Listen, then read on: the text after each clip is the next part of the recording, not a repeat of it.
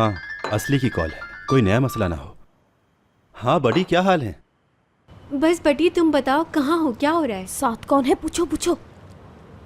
अच्छा ये बताओ तुम्हारे पास कौन है? मेरा मतलब है कि कहीं मुराद तो नहीं है ना?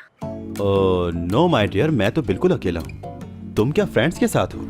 मैं भी बिल्कुल अकेली हूँ, बिल्कुल अकेली।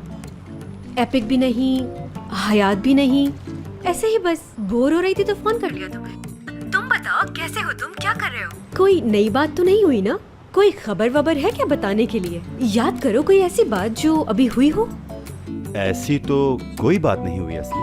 और तुम्हारी तरफ क्या पोजीशन है? मतलब कोई मसला वसला तो नहीं? खुदा का शुक्र है, बहुत शुक्र, सब कुछ बेहतरीन है। वल्लाह माशाल्लाह। चलो बहुत अच्छा है। तो अब क्या कहूँ, माशाल्लाह ही कहना चाहिए। हाँ बिल्कुल, तो ठीक है। अब क्या करूँ मैं, करने को कुछ है ही नहीं, सो जाती हूँ, बोर हो रही हूँ ना मैं। चलो खुदा हाफिज। अच्छा सुनो, कोई भी बात हो यानी कुछ पता चले तो फौरन कॉल कर लेना मुझे। देखो मैं इंतजार करूंगी, ठीक है? खुदा हाफिज। ओके असली डियर, ठीक है, चलो अपना ख्याल रखना बस, और उधर भी कुछ हो तो फौरन फोन करना। अल्लाह हाफिज। हयात वहां नहीं थी और उसे पता भी नहीं उसका।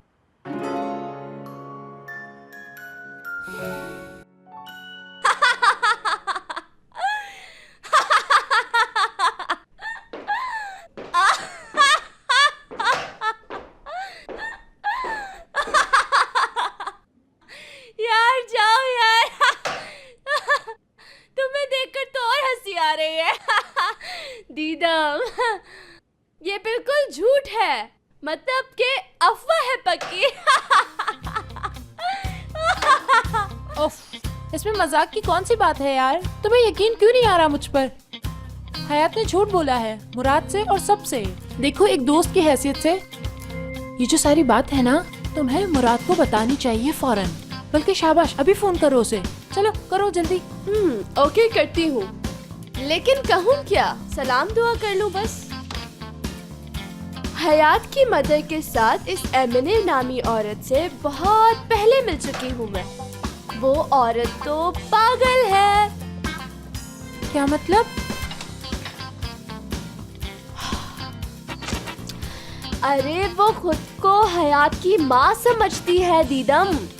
एक बूढ़ी औरत है वो। परसों पहले अपने बच्चों को खो चुकी है और अब हयात को अपनी बेटी कहती है और आते जाते सबको बताती है। यार यार, इम्पॉसिबल।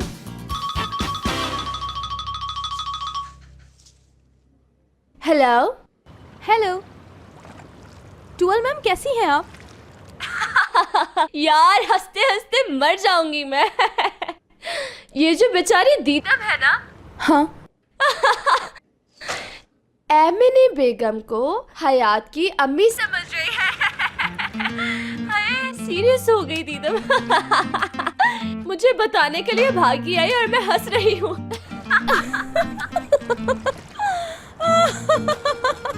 वाह दीदम यार, वाह दीदम यार, बहुत हंसी आ रही है मुझे भी सुन के। यानी दीदम सीरियस हो गई। बताओ यार क्या कहने।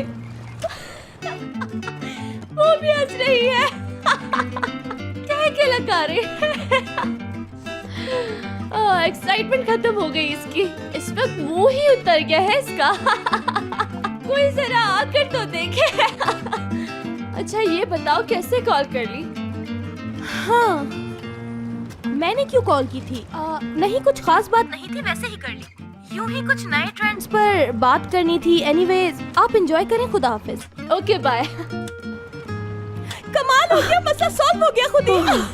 ओह नो नो नो नो।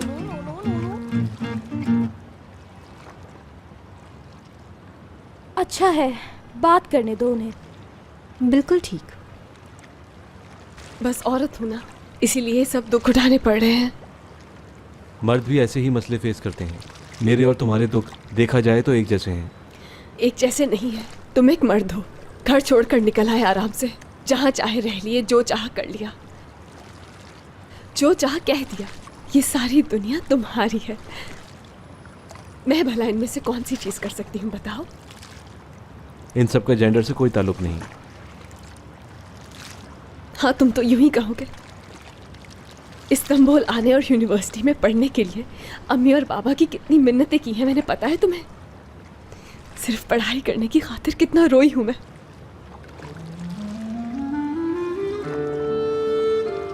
यानी औरत होने का मतलब ये है कि हर शय हर हक की खातिर रोना पड़ेगा, जिंदगी की जरूरतों के लिए भी रोना पड़ेगा, तरसना पड़ेगा, या किसी मर्द के आगे गिड़गिड़ाना पड़ेगा।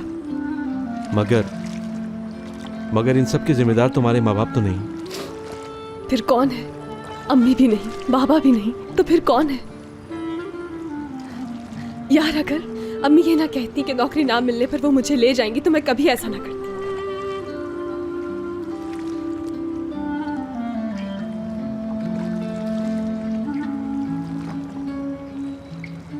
चलो ठीक है, शुरू में तुम्हारी फैमिली की वजह से हुआ, मगर बाद में तुम चाहती तो इस गेम से निकल सकती थी, ये तुम अच्छी तरह जानती हो।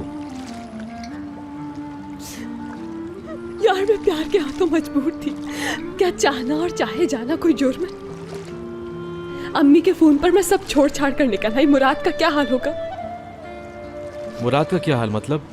उसके साथ पहले डिनर पर गई थी मैं, और इस सिचुएशन में मुझे फौरन वहां से आना पड़ा, क्योंकि किसी भी बात का मेरे पास जवाब नहीं था कोई। क्या करती? अब शायद मुराद से दोबारा नहीं मिल सकूंगी। यानी सारी उम्र कभी नहीं। ये लव स्टोरी शुरू होते ही खत्म हो गई इब्राहिम।